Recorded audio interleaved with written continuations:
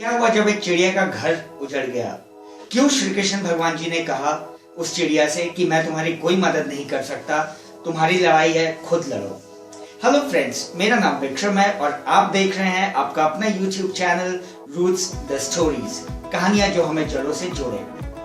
आइए अपने चैनल का लोगो स्टार्ट करते हैं और जानते हैं कि आखिर ऐसा क्यों हुआ और भगवान ने ऐसा क्यों कहा।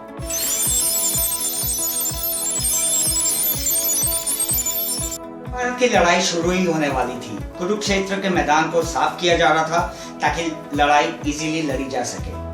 मैदान के बीचों बीच एक पेड़ था और उस पर एक चिड़िया अपने बच्चों के साथ घोंसले में रहती थी। चिड़िया के बच्चे उड़ नहीं सकते थे क्योंकि चिड़िया ने उन्हें हाल ही में जन्म दिया था और वो बहुत छोटे थे। तो जब सैनिक वहां से गुजरे तो उन्होंने देखा कि एक पेड़ है बीच मैदान में। हाथियों को बुलाया गया और एक हाथी ने जोरदार टक्कर मारी जिससे कि चिड़िया का घोंसला नीचे गिर गया। बट चमत्कारिक रूप से चिड़िया और उसके बच्चे बच गए। अब चिड़िया को तो घबराहट हो गई कि लड़ाई होगी तो हमें भी अपनी जान से हाथ धोना पड़ेगा।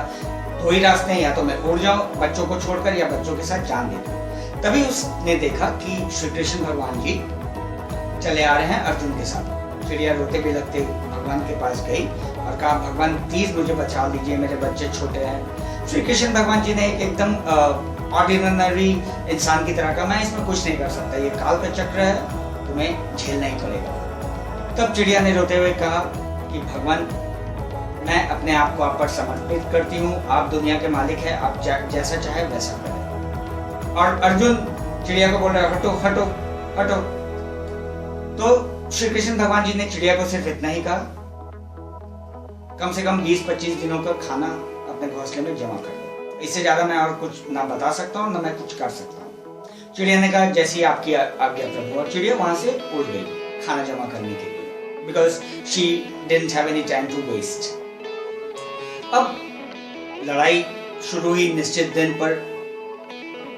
कृष्ण भगवान जी ने अर्जुन को कहा, अर्जुन अपना तीर और धनुष दो।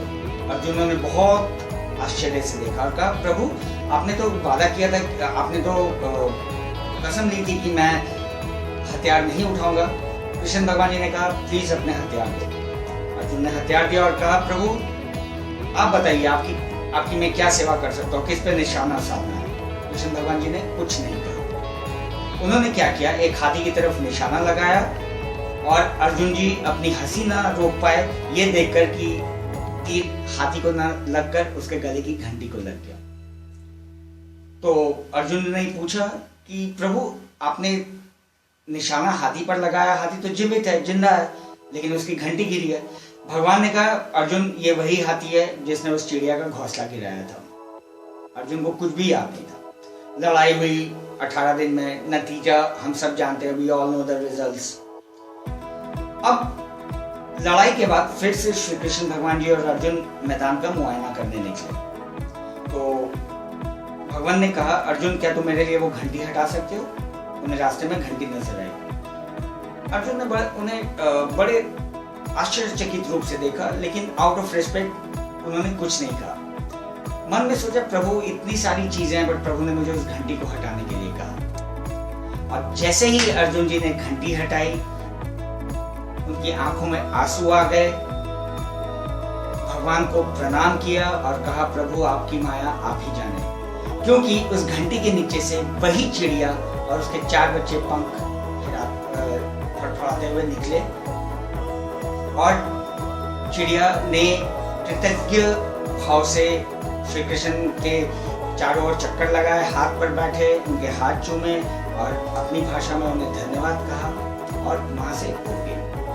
और अर्जुन की आंखों से तो आंसू रुकने का नाम ही ना ले रहे थे। उन्होंने कहा, प्रभु अब मुझे समझ में आया कि आपने क्या किया, आपकी कैसी माया है। आपने चिड़िया को भी बचा लिया बिना कुछ कहे और आपने उस हाथी को भी दंड दे दिया कि उसने उस चिड़िया के घोंसले को उजाड़ा था, और जिसने उस चिड़िया के घोंसले को उजाड़ा था, उसके घर को उजाड़ा था, उसी ने उसकी रक्षा की। सब आपकी माया का फल है। श्री कृष्ण भगवान जी मुस्कुराए, अर्जुन को आशीर्वाद दिया और वो फिर दोनों आगे बढ़ चले। तो ये कहानी हमें सिखाती है कि अगर हम भक्ति करते हैं तो हमें पूरी तरीके से समर्पण कर देना चाहिए। ना सिर्फ हमें अपने सर झुकाने चाहिए बल्कि हमारे दिल भी झुकने चाहिए, वो भी हर घड़ी में, चाहे वो सुख की घड़ी हो चाहे वो दुख की घड़ी हो। और हमें ये भी याद रखना चाहिए कि अगर ऊपर वाला हमसे हमारा कुछ लेते हैं तो इसलिए नहीं कि वो हमारा कुछ नुकसान करना चाहते हैं, बल्कि इसलिए कि वो हमें कुछ उससे बेहतर देना चाहते हैं और हमारे हाथ खाली करते हैं ताकि वो हमें पहले से ज़्यादा दे सके। अगर आपको मेरा ये वीडियो अच्छा लगा तो please like, share, comment and subscribe. अगले वीडियो में मैं आपका दोस्त विक्रम फिर हाजिर होऊंगा, एक नई वीडियो, एक नई कहानी, एक नया मैसेज लेकर। नमस्कार।